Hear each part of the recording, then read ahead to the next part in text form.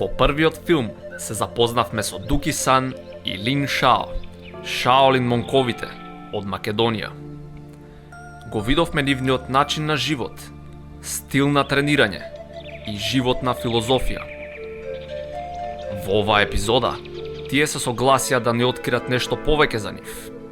Нешто што досега беше непознато. Добре дојдовте во Шаолин 2, мрачното минато на монковите. Домот на Шаолин монковите се наоѓа на планината Водно. Голем дел од нивното слободно време поминува во истражување и обожување на природата. Покрај тоа, тие уживаат и во долгите дискусии за Шаолин боречките вештини. Но сепак знаат дека супериорниот човек не се бори, туку миролюбиво ги решава проблемите. Првото нешто што Шаолин монковите го прават е посета на нивниот храм, Шаолин храмот. Во него тие го поздравуваат чудесниот Леј, богот на гордоста. Се вели дека секој ден тој се симнува од небото на земјата, токму во овој храм, токму на ова место. За да осознаеме еден човек, најпрво треба да видиме како тој е поврзан со својот Бог. Оваа врска не се реализира преку сетилата или умот, туку единствено преку душата. Ова е вистина. Според легендата, посетите на богот Леј се регенерација од неговата постојана борба со архангелот Че Сонен, од кого бил постојано предизвикуван. Затоа не поминува ден без Шаолин монковите да му принесат причести на чудесниот Леј. Како секој ден, така и денес. Тие не замолија да ги оставиме насамо да се помолат во храмот. Затоа направивме кратка прошетка и за неколку часови се вративме во храмот. Со своји очи увидовме дека легендата е вистинита. Причестите на вистина беа конзумирани од никој друг, туку од самиот бог на гордоста, чудесниот Леј. Шаолин монковите ја изучуваат филозофијата на монкот со иницијали СЛ. Тој ги изложил своите мудрости во неговата древна книга со наслов Надминување на гравитацијата. Проучувајќи древната кинеска филозофија, научија многу работи. Например, монковите знаат дека ќе победи оној што знае кога треба да се бори, а кога не. Оној што умее да се бори и кога е силен и кога е слаб. Оној што каде и да е, ќе има ист дух. Оној кој подготвен чека да го нападне неподготвениот непријател. И оној кој има знаење и никој не му се меша во работата. Главниот приоритет на Шаолин монковите е заштита на средината во која живеат. Секојдневно ги посетуваат пофреквентните места на планината Водно, како на пример автобуската кај Кочо Рацин, влезот на жичарата, излезот на жичарата и крстот. Тие ги собираат отпадоците на несовесните посетители, сакајќи да подигнат свеста и желбата за тренинг кај младите, даваат бројни совети за оние заинтересирани за Шаолин начинот на живот. Не само за здрава средина, Шаолин монковите се грижат и за здравјето на планинарите.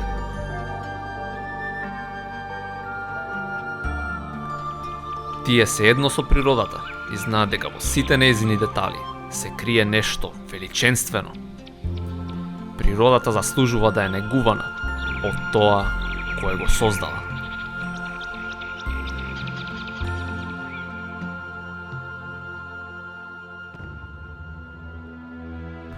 Шаолин монковите ја користат природата за тренинг.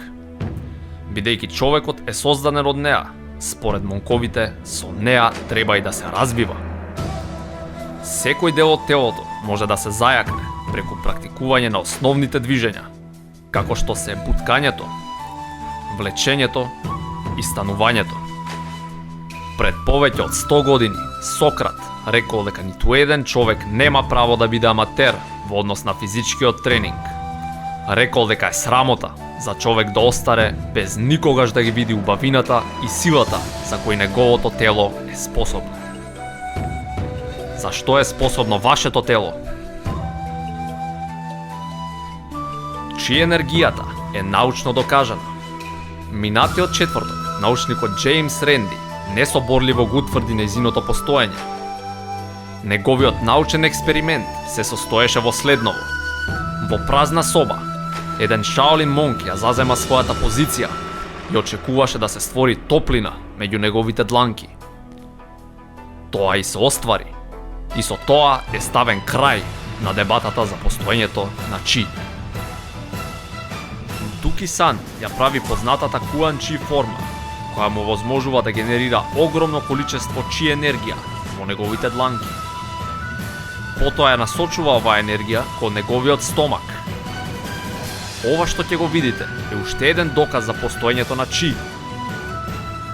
Лин Шао безмилосно се обидува да го пробие стомакот на Дуки Сан, користејќи го истиот меч со кој монкот Лин Джун беше свирепо убиен.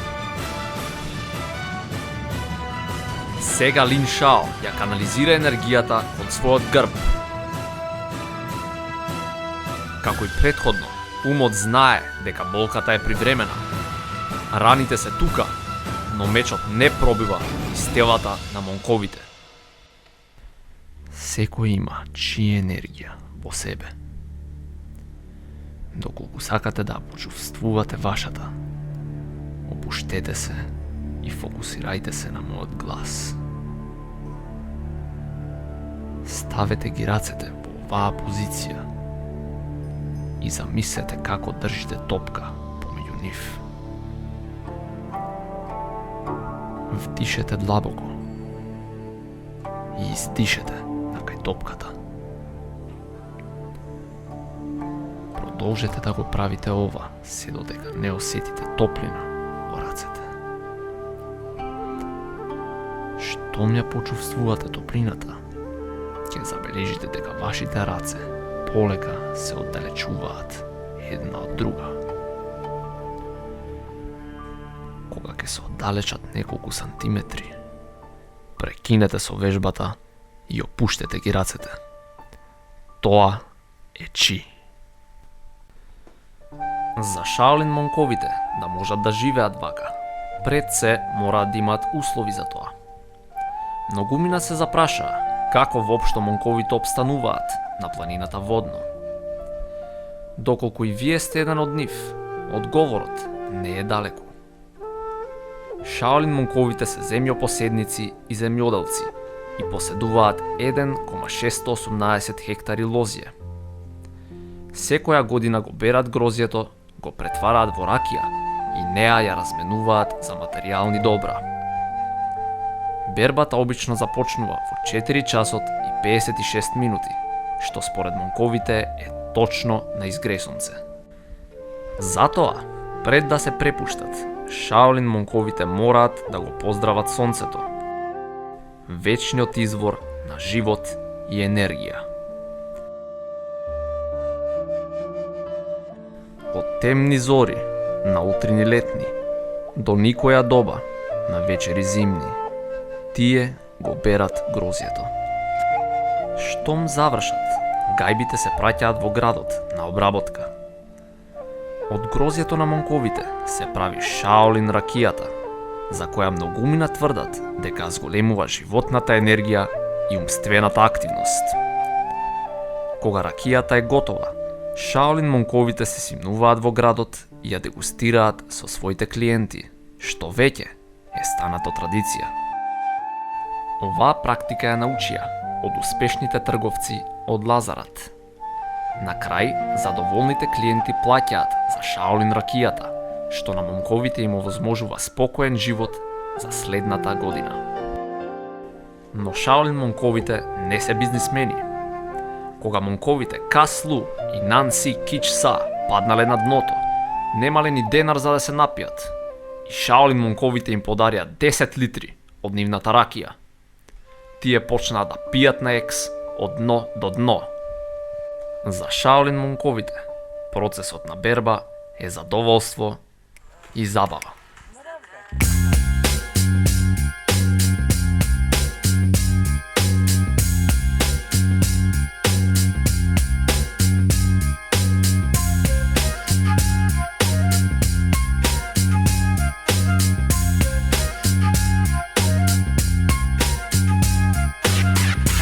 Stopping, hopping like a rabbit. When I take the Nino Ross, you know I got to have it. I lay back in the cut, retain myself. Think about the shit and I think it well. How can I make my grip? And how should I make that nigga straight? Ако се прашувате зошто им се потребни пари на монковите, одговорот е не.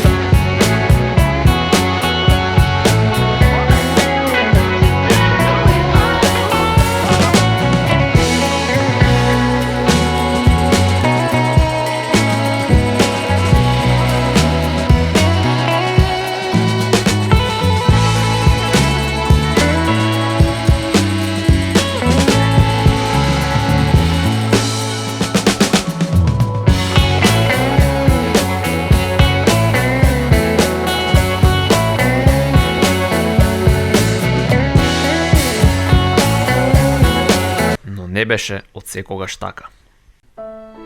Пред да живеат на планината Водно, Шаолин монковите беа бамови.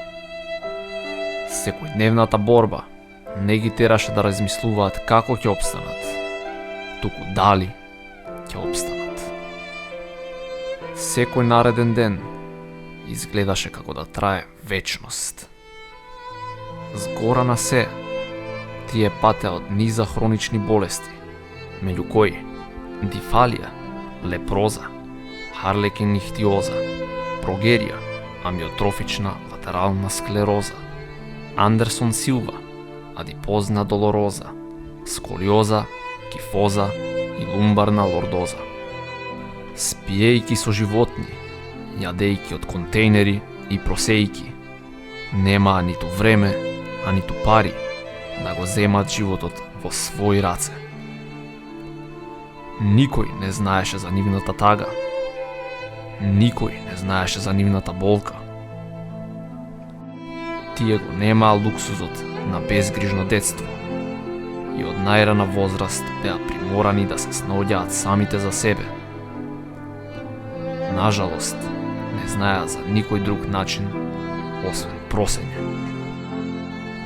Секој денар што го добиваа, го трошеа на ефтин алкохол, само за да можат да заспиат и да заборават на нивната ситуација.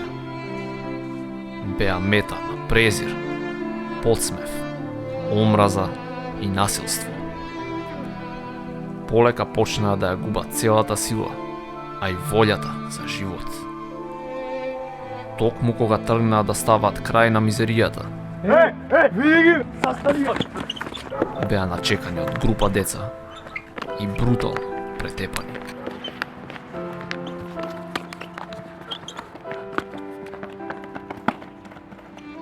Нивната незавидна ситуација и тежок живот ги опеа во песната "Не знаеш како е", за која снимија и спот, кој имате шанса да го погледнете. Животот е тежок и многу ми е мака, дека нема кој да ми подаде рака. Очигледно не продадоа ниту 2 копии, иако издадоа дупли албум. Но благодарение на неуспехот, насилниците и тешкиот живот, бамовите почнаа со својот тренинг.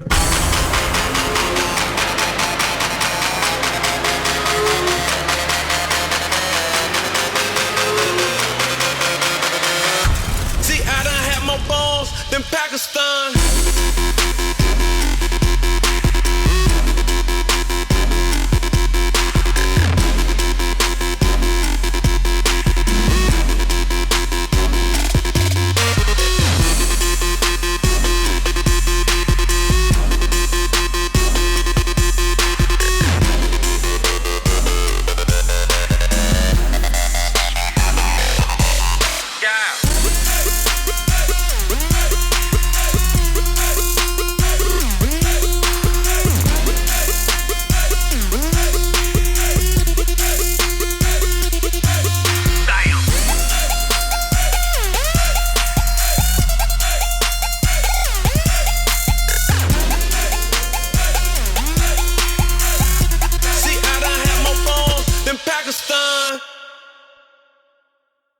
Сепак, тренингот немаше да ги извади од гетото и тие го знаеа тоа.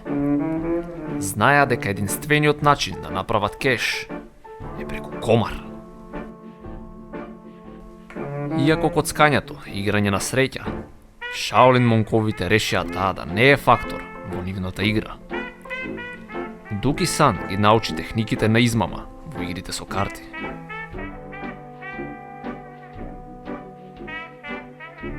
Ова е штотуку отворен шпил карти, со кецот срце на врвот и кецот лист на дното од шпилот. Кога би играле карти, Дуки Сан не би ја издал својата тајна вештина. Тој би ги мешал вашите карти во вашата игра, онака како што вие би ги мешале. Но експертот во техниката би имал целосна контрола и затоа кецот срце би останал на врвот и кецот лист би останал на дното. А и целиот шпил е во истиот редослед во кој што беше и на самиот почеток.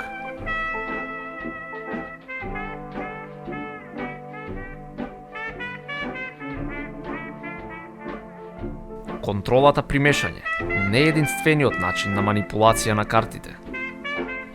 Покрај техниките за мешање, постојат и техники за измама при делењето. И кецот лист е се уште на врвот. Останатите карти дојдоат под него. Кога би го свртеле шпилот, може да се огледаме дека Дуки Сан воопшто не ја ни зема горната карта и може да му ја подели на кого сака, кога сака. Четирите кецови се наоѓаат на дното од шпилот, свртени нагоре. Во оваа демонстрација, Дуки Сан ќе си ги подели токму од таму. Со помош на овие техники, идните Шаолин монкови решија да излезат од гетото. И коцката беше фрлена. Ги најдоа скопските локали во кои се играше покер и глумејки дека не се познаваат, седнуваа да играат. Ова беше нивната одлучувачка партија. Нејзиниот исход ќе одреди дали ќе одат напред или ќе се вратат во гетото. Кој ќе победи, бамовите или нивната мета? Ники Санторо. Ники добива осмица и джандар срце и е на добар пат за стрейт, флаш и стрейт флаш. Навидум случајно, Лин Шао му открива на Ники дека има тројка лист. Сега за сега се оди според планот. Откако Лин Шао рирейза, Ники претпоставува дека другата карта му е висока, но имајќи добри хол карти, решава да остане во игра. Затоа и му плаќа. Дуки Сан фолда. На флопот се паѓаат седмица, осмица и деветка. Ники знае дека Лин Шао не е на пат за флаш и дека не би одел со тројка и било која од овие карти во игра. И сега е сигурен дека тој блефира. Со оглед на тоа дека му фали уште една карта за стрейт флаш, го плаќа блефот. На трнот се паѓа осмица. Ники веќе има 3 осмици, но чекира веднаш после чекот од Лин Шао. На ривер се паѓа деветка. Фул хаус за Ники Санторо. Тајт пасив карактерот на Лин Шао го прави Ники Санторо посамоуверен во оваа heads-up партија. На чекот од страна на Лин Шао возвраќа со all-in, очекувајќи тој да фолдне. Лин Шао делува не само уверено и размислува, но пократко го плаќа бетот и го изненадува Ники со неговата деветка, комплетирајќи го супериорниот фул хаус. После првите успеси, ова стана рутина за бамовите. Се движа низ локалите и приватните игри, со што направија сериозен кеш. Но има еден проблем. За да го користат кешот, најпрво мора да го исперат. Дали некогаш сте се запрашале зошто во многу локали има флаши кои чинат илјадници денари? Дозволете да ви објасниме. Бамовите изнајмија локал и го претворија во ноќен клуб. Тука тие ги започнаа своите матни операции. Например, флашите кои можеа лесно да се најдат ефтино, во нивниот ценовник чинеа десетици илјади денари. Ке се запрашате кој би ги купувал овие пијалоци. Особено во клуб во кој монковите не дозволуваат никој да влезе. Одговорот е едноставен. Монковите си ги купуваат пијалоците самите од себе, плаќајќи си сами на себе со нелегалните пари. И штом си дадат фискална сметка, како потврда за тоа што го купиле, фрлјавиот кеш станува легален. На тој начин, со минимална загуба, еднаква на набавната цена на пијачките, бамовите на ефикасен начин го испраа својот кеш. Тие не беа од смешниот тип. За да се шегуваат наоколу, мораа да ги исправат своите пари. За прв пат по долго време се забележуваше насмевка на нивните лица. Полека но сигурно го напуштија гетото и беа спремни да започнат нов живот. Конечно можеа да си дозволат се што не можеле претходно и да си кажат: јас успеав.